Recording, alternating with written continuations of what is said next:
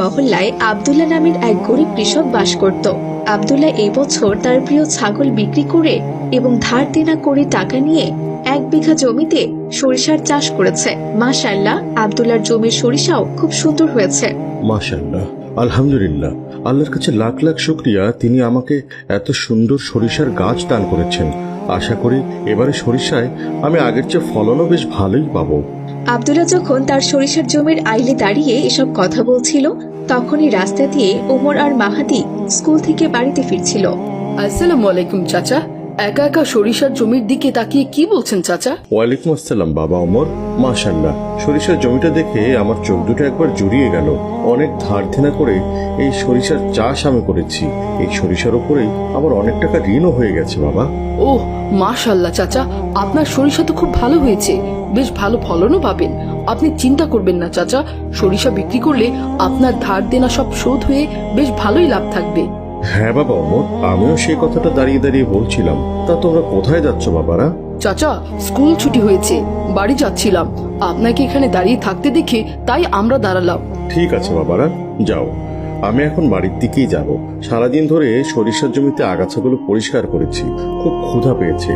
বাড়িতে গিয়ে খাবার খেতে হবে। আচ্ছা ঠিক আছে চাচা, যান তাহলে। আসসালামু আলাইকুম। ওয়ালাইকুম আসসালাম। এরপর আব্দুল্লাহ, মাহাদি আর ওমর তারা যে যার বাড়িতে চলে গেল। হালিমা, হালিমা। আসসালামু আলাইকুম, আপনি এসেছেন? ওয়ালাইকুম আসসালাম হালিমা, এইমাত্রই এলাম। আপনার তো দুপুরে আসার কথা ছিল, এখন তো বিকেল হয়ে গেছে। এত সময় পর্যন্ত না খেয়ে থাকলে তো শরীর খারাপ করবে আপনার।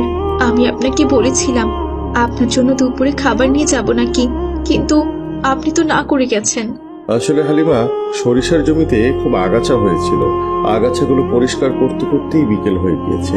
সমস্যা নেই, তুমি তাড়াতাড়ি ভাত রেডি করো, আমি হাত মুখ ধুয়ে খেতে আসছি। আচ্ছা ঠিক আছে, আপনি আসুন, আমি ভাত রেডি করছি।